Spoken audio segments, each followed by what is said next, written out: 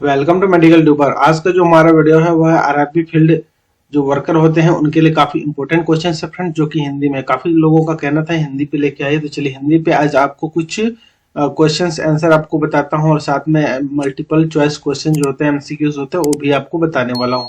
तो आप वीडियो को पूरा अंत तक बने रहेंगे फ्रेंड्स। तो चलिए पहला क्वेश्चन देखते हैं। जो शरीर की रोगाणु और रोग के प्रति जो प्रतिरोधक क्षमता होती है उसको क्या कहते हैं? तो उसे इम्यूनिटी कहते हैं या प्रतिरोधक क्षमता भी कहते हैं।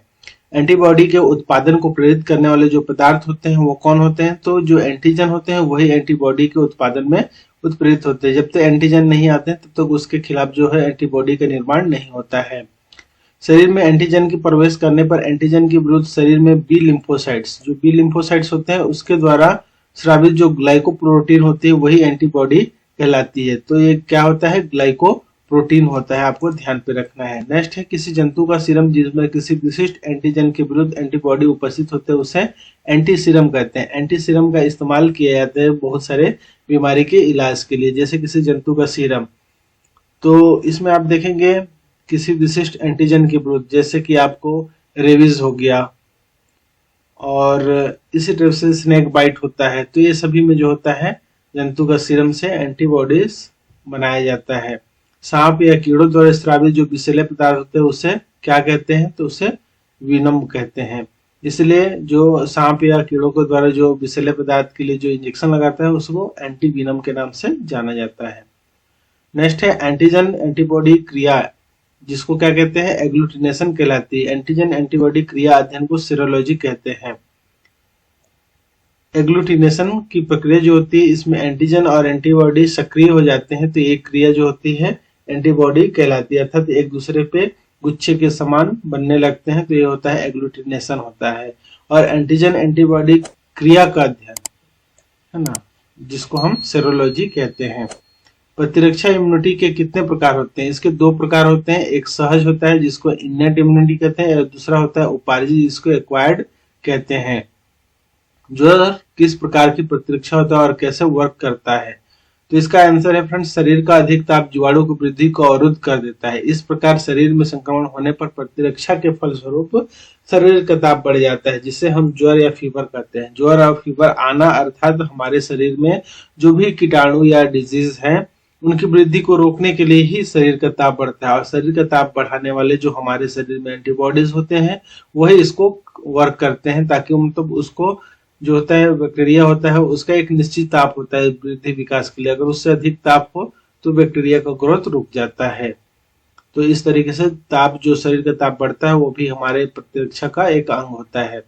शारीरिक स्त्राव जैसे कि आंसू, लार, सीरम और म्यूकस में क्या उपस्थित होता है? फ्रेंड्स यहाँ सीवम है, इसको सीरम आप पढ़ना, जो जीवाणु को नष्ट कर देता है। तो इसमें होते हैं लाइसोजाइम। नेक्स्ट है शरीर के कई भाग जैसे मुख, गुहा, माशय, योनि मार्ग में जीवाणु की वृद्धि की रोकती है वो कौन होता है? तो जो पीएच मान होती है वो अम्लीय माध्यम जो होती है वह इसको रोकती है। नेक्स्ट है विषाणु संक्रमण कोशिकाएं कौन से प्रोटीन का स्त्राव करती है जो संक्रमित कोशिकाओं को और आगे विषाणु संक्रमण से बचाती है? होती है इंटरफेरॉन। टी कोशिकाएं स्वयं प्रतिरक्षित का स्राव नहीं करती, किंतु बी कोशिकाओं को प्रतिरक्षी उत्पादन हेतु प्रेरित कर देती है टी कोशिकाएं। और टी कोशिकाएं बी कोशिकाएं दोनों हम लोग के लिए काफी यूजफुल होती है। अल्फा इंटरफेरॉन प्रतिरक्षा तंत्र को सक्रिय कर अर्बुद को नष्ट करता है। प्राकृतिक मारक कोशिका के एक अभक्षकाणु और भक्षकाणु जो बड़ी कणिकाएं होती है उसको लसिकाणु होते हैं।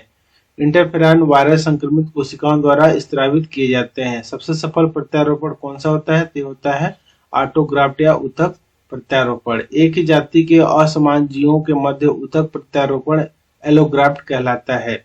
संपूर्ण शरीर की गंभीर जो एलर्जी को एनाफाइलैक्सिस कहते हैं। जो एनाफाइलैक्सिस होते हैं अर्थात गंभीर एलर्जी होते हैं पूरे शरीर में, तो वो होता है एनाफाइलैक्सिस। वैक्सीनेशन के मतलब दौरान एनाफाइलैक्सिस किट जो होता है वो आपके पास होना चाहिए, जिसमें एड्रेनल और जो बीसीजी सिरिंज होती है वो होती है, और इसको कितने डोज पे एज के वेट के अकॉर्डिंग देना चाहिए इसका भी आपके पास लिस्ट होना चाहिए, ताकि कभी भी ऐसा कोई अगर गंभीर एलर्जी का केस है तो आप उसको तुरंत से मतलब प्राथमिक इलाज दे सकते हैं। हाशिमोटो रोग को स्व प्रतिरक्षा या थायरॉयडाइटिस भी कहते हैं। नेक्स्ट है डाउन सिंड्रोम में गुणसूत्र की संख्या 21 की एक अतिरिक्त प्रतिलिपि हो जाती है, जिसको 21 ट्राइसोमी भी कहते हैं। गुणसूत्र की जो 21 नंबर की संख्या होती है उसकी एक और प्रतिलिपि हो जाती है। टर्नर सिंड्रोम में गुणसूत्रों की संख्या 45 × XO। मलेरिया के लिए उत्तरदायी जो प्लाज्मोडियम होता है एक सूक्ष्म प्रोटोजोआ होता है। मलेरिया के जो होता है प्रोटोजोआ के कारण होता है। नेक्स्ट, कोई भी रोग या संक्रमण जो मैथुन द्वारा संचालित होते हैं उन्हें सामूहिक तौर पर यौन संचालित या फिर रतिज रोग कहते हैं। निमोनिया के गंभीर मामलों में होठ व नाखूनों का रंग धूसर से नीला हो जाता है। निमोनिया के गंभीर मामलों में राइनो वायरस नाक व श्वसन पथ को प्रभावित करती है लेकिन फेफड़ों को नहीं करती है। तो इस तरीके से कुछ सिंपल क्वेश्चंस है फ्रेंड्स। इस सिंपल क्वेश्चंस का पीडीएफ आपको नीचे मिल जाएगा। अब सेकेंड नंबर पार्ट में देखते हैं एंटीबॉडीज और इसके साथ साथ जो वैक्सीनेशन से रिलेटेड जो महत्वपूर्ण क्वेश्चन है। पहला क्वेश्चन है एंटीबॉडी की हल्की श्रृंखला व भारी श्रृंखला जुड़े होते हैं कौन से बंध से? इसका करेक्ट आंसर है SS बंध होता है। नेक्स्ट है कोलेस्ट्रॉल की प्रचुर मात्रा होती है, कोलेस्ट्रॉल में जो प्रचुर मात्रा होती है कौन से एंटीबॉडी की होती है? IgA। IgA का फुल फॉर्म होता है इम्यूनोग्लोबुलिन अल्फा। IgG का मतलब होता है इम्यूनोग्लोबुलिन गामा। IgE का मतलब होता है इम्यूनोग्लोबुलिन एप्सिलॉन एंड IgM का मतलब होता है इम्यूनोग्लोबुलिन म्यू। तो फ्रेंड्स ये हमारे 4 प्रकार है। इसके अलावा एक और होता है, तो जो टोटल नंबर हमारे बॉडीज में होता है एंटीबॉडीज 5 प्रकार के होते हैं।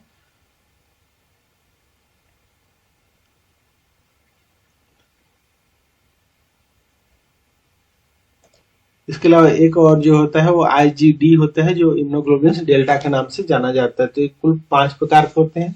सबसे ज्यादा हमारे बॉडीज पे IgG पाए जाते हैं, सेकंड पे IgA पाए जाते हैं, इसके बाद थर्ड फोर्थ में इन लोग का बारी आता है। और जो होता है IgE होता है ये जितने भी रिएक्शन से रिलेटेड होते हैं इसमें IgE होते हैं। तो IgA जो होता है वो सबसे अधिक मात्रा कोलेस्ट्रॉल पे पाया जाता है। जितने भी हमारे स्राव होते हैं बॉडी में उन सभी में इसका अधिक मात्रा में पाया जाता है। ज्वर, पीएच व शारीरिक स्त्राव को निम्न में से किस अवरोध में सम्मिलित किया जाता है? शारीरिक, कोशिकीय, साइटोकाइनिन या फिर कारिकीय? तो इसका आंसर है डी कारिकीय। नेक्स्ट होता है निम्न में से कौन सा गुण धर्म उपार्जित प्रतिरक्षा का है? विशिष्टता, विविधता, प्रतिरक्षा स्मृति, उपरोक्त सभी, या तो फिर इसका करेक्ट आंसर है उपरोक्त सभी। नेक्स्ट है सर्वाधिक पाया जाने वाला एंटीबॉडी कौन सा होता है? अभी जस्ट मैंने बताया था फ्रेंड्स IgG। तो फ्रेंड्स काफी टाइम लग जाता है इसलिए मैं आज 8 मिनट का वीडियो बनाया हूं ताकि आप पूरा देख सकते हैं। अगर आपको इसका पीडीएफ चाहिए तो नीचे जो मैं लिंक दिया हूं उसी में आपको सबसे नीचे पीडीएफ का लिंक हो जिसको आप डायरेक्ट इसको क्लिक कर सकते हैं बिना कोई टाइमिंग वेस्ट किए। Thank you for watching. Have a good day. जय हिंद, जय भारत।